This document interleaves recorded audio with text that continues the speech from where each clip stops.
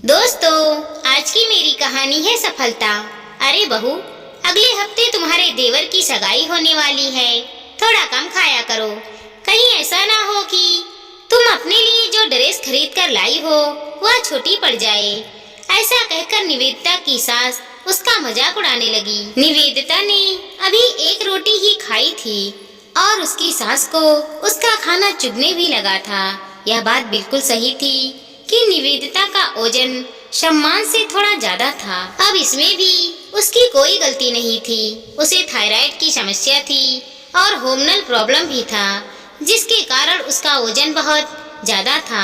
वह खाना भी कम खाती थी, फिर भी उसका शरीर काफी फूला हुआ था, जिसके कारण उसकी सास हमेशा उसे कुछ न कुछ सुनाती रहती थी। वैसे तो ऐसे समय में किसी का भी मनोबल टूट सकता है, लेकिन निवेदिता अपनी सास की बातों को नजरअंदाज करती थी और अपने जीवन पर ध्यान देती थी। वह खुद के स्वास्थ्य का भी ध्यान रखती थी ताकि उसकी समस्या और न बढ़ जाए। उसके साथ ही वह अपने खान पान और दवाई का भी ध्यान रखती थी। फिर भी उसकी सास को जब भी मौका मिलता था तब उसके वजन को लेकर कुछ न कुछ सुनाकर हंस देती थी। खैर, निवेदिता ने अपने खाने की थाली उठाई और अपने कमरे में ही खाना लेकर चली गई। यह देखकर उसकी सास बहुत चिढ़ गई और काफी देर तक बड़बड़ करती रही, लेकिन निवेदिता ने इस बात पर ज्यादा ध्यान नहीं दिया। खाना खाने के बाद वह बाकी के काम निपटाने के लिए कमरे से बाहर आई।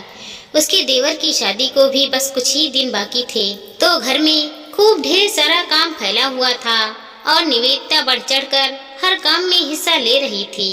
हालांकि काम करते हुए भारी वजन के कारण उसे बहुत जल्दी थकावट हो जाती थी। इस पर भी उसकी सास उसे सुना देती थी कि अगर यही तुम्हारी जगह कोई फिट बहू रहती तो ज्यादा काम कर पाती। खैर, निवेदिता का पति आलोक उसे बहुत प्यार करता था और हमेशा उसे प्रोत्साहित किया करता था। इसीलिए सास के तानों को वह नजरअंदाज करके जिंदगी जीना सीख गई थी। बहुत धूमधाम से उसके देवर की सगाई हुई। उसकी देवरानी थोड़ी झरहरी थी, तो सास तो छोटी बहू के ही गुणगान किए जा रही थी। निवेदिता को इस बात से कोई समस्या नहीं हो रही थी, क्योंकि उसकी होने वाली देवरानी मधु भी बहुत ही सुलझे हुए विचारों की थी और वह उसे भरपूर मान सम्मान दे रही थी। एक बार जब मधु के सामने उसकी सास ने बड़ी बहू का मजाक उड़ाया, तब मधु ने अपनी सास को समझाना शुरू कर दिया था कि मम्मी जी, इस तरह किसी की बॉडी शेमिंग नहीं करनी चाहिए। आज मैं पतली हूँ, कल को हो सकता है कि मैं भी मोटी हो जाऊँ। तब क्या आप मुझे भी ऐसे ही सुनाने लगेंगी? तब तो उसकी सास एकदम खामोश हो गई थी, लेकिन फिर से जब भी मौका मिलता था तो वह निवेदिता को कुछ न कुछ सुना देती थी।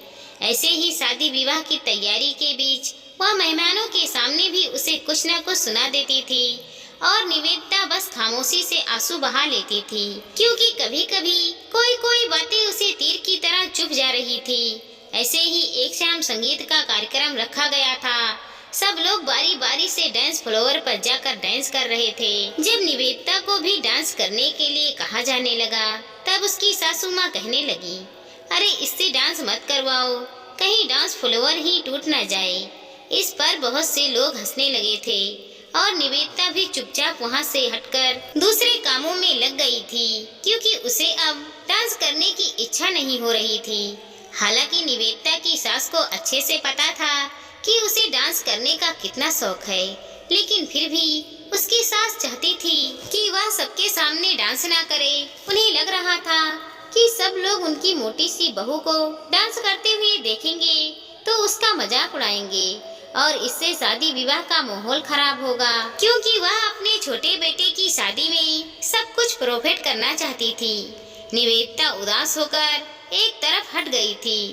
तभी उसका पति आलोक उसके पास आया और उसकी हथेली को थामते हुए कहने लगा, चलो ना, हम दोनों साथ में डांस करते हैं।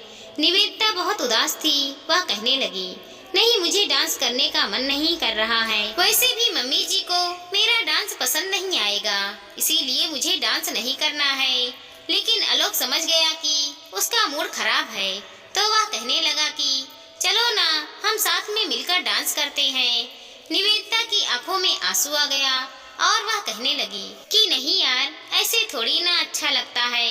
घर परिवार में यदि सब लोग हंसी खुशी से रहते हैं तो खुशियाँ मनाने का मन करता है। ऐसे में अब मेरे अंदर तो डांस करने का उत्साह ही नहीं हो रहा है। आलोक ने देखा कि उसका मूड बहुत खराब हो गया है और बाकी के सभी रिश्तेदार और मेहमान संगीत के कार्यक्रम में व्यस्त थे। तो पत्नी का मूड ठीक करने के लिए उसने एक उपाय निकाला।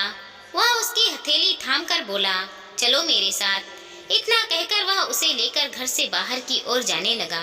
तो निवेदिता कहने लगी, अरे घर में इतने सारे मेहमान हैं, तुम मुझे कहाँ लेकर जा रहे हो? आलोक कहने लगा, तुम चुपचाप मेरे साथ चलो, सब अपने में मगन है, कोई तुम्हारे बारे में नहीं सोचता है। तुम क्यों सोच रही हो? तुम चुपचाप मेरे साथ चलो। हमारा फोन हमारे पास है ना, किसी को जरूरत पड़ी तो वह लोग फोन कर लेंगे, और अगर फोन नहीं आया तो समझ लेना कि तुम्हारी जरूरत पड़ी ही नहीं। इतना कहकर वह उसे बाहर लेकर आया। उसने अपनी बाइक स्टार्ट की और निवेदिता को पीछे बैठने का इशारा किया। निवेदिता उसकी बात मानकर पीछे बैठ गई तो तुरंत ही बाइक हवा से बातें करने लगी। थोड़ी देर के बाद वह लोग अपनी फेवरेट जगह उस झील के किनारे पहुंच गए थे, जहां पर वह लोग अक्सर जाया करते थे। झील के किनारे एक छोटा सा रेस्टोरेंट था, जहां की आइसक्रीम निवेदिता को बहुत पसंद थी। वह जब भी इस रेस्टोरेंट में आती थी तो आइसक्रीम जरूर खाती थी। पति का यह सरप्राइज देखकर निवेदिता के चेहरे पर खुशी तैरने लगी। वैसे भी वह ऐसी लड़की नहीं थी कि छोटी छोटी बातों को दिल से लगाकर अपनी सारी खुशियों को बर्बाद करे। जल्द ही वह अपना मूड चेंज भी कर लिया करती थी। उसने अपने पति की हथेली थामते हुए, थैंक यू मुझे इतना अच्छा सरप्राइज देने के लिए, उसका पति कहने लगा, चलो हम आइसक्रीम खाते हैं। इतना कहकर वह एक आइसक्रीम लेकर आया। एक ही आइसक्रीम देखकर निवेदिता पूछने लगी, अरे तुम आइसक्रीम नहीं खाओगे क्या? तो आलोक कहने लगा, खाऊंगा ना, हम शेयर करके खाएंगे। वैसे भी कहते हैं ना कि बांट के खाने से प्यार बढ़ता है। निवेदिता कहने लगी, तुम तो बड़े कंजूस हो और उसे प्यार का नाम दे रहे हो। ऐसे ही छेड़खानी करते हुए दोनों पति पत्नी एक ही आइसक्रीम शेयर करते हुए आइसक्रीम खाने लगे। निवेदिता का मन हल्का हो चुका था और उसके चेहरे पर खुशी देखकर आलोक का मन भी खुश हो गया था। थोड़ी देर के बाद वह लोग घर वापस चले गए थे। अगले दिन सुबह सवेरे निवेदिता सबकी चाय नाश्ते की व्यवस्था कर रही थी। उसकी सास हॉल में बैठकर टीवी देख रही थी और वहीं पर कुछ रिश्तेदार और मेहमान भी बैठे हुए थे। जब निवेदिता वहां पर चाय लेकर आई तो उसकी मौसी सास कहने लगी, अरे बहू सुबह से भाग दौड़ कर रही हो, थोड़ा तुम भी कुछ खा लो। तो उसकी सास तपाक से बोल पड़ी, ये तो फूल फूल कर कछू बनते जा रही है और कुछ तो यह बन नहीं सकती जिंदगी में। इसे खाने के लिए क्या कह रही हो दीदी? ये थोड़ा कम खाए वही अच्छा है। वैसे भी खाने के अलावा और कुछ कर नहीं सकती, बस खाना और फूलते जाना, यही तो इसका काम है। बस ये कछू ही बन सकती है। उसकी सास सभी लोगों के सामने उसका मजाक बनाते हुए बोली तो वो अपमानित होकर रो पड़ी। मगर तभी अचानक से टीवी पर एक न्यूज चलने लगी, जिसे देखकर उसकी सास खुद शर्मिंदा हो गई, क्योंकि निवेदिता का एक डांस बहुत वायरल हुआ था और उसे एक सम्मानित समारोह में सम्मानित किया जा रहा था। साथ में निवेदिता का रिकॉर्डिंग इंटरव्यू भी चल रहा था। यह सब देखकर सभी रिश्तेदार और मेहमान कहने लगे, अरे वाह निवेदिता, तुमने तो बताया ही नहीं कि तुमने किसी डांस कंपटीशन में पार्टी लिया था। कुछ देर पहले उसकी आंखों में उदासी के आंसू थे, लेकिन अब उसकी आंखों में खुशी के आंसू झलक रहे थे। उसकी आंखों में एक अजीब सी चमक आ रही थी। वह अपने आंसू पोंछते हुए बोली, हाँ मुझे वह डांस करने का शौक है, तो मैंने एक कंपटीशन में पार्टिसिपेट किया था और मुझे फर्स्ट प्राइज मिला है। यह सुनकर उसकी बुआ सास कहने लगी, अरे वाह बहू, तुम तो बहुत टैलेंट हो। हमारे खानदान में पहली बार कोई टीवी पर आया है और तुम्हारा इंटरव्यू कब हुआ, हमें तो कुछ पता ही नहीं चला। अब तो निवेदिता की सास की बोलती बंद हो चुकी थी, क्योंकि वह तब से बहू का मजाक उड़ाए जा रही थी कि वह अपने जीवन में कुछ नहीं कर सकती।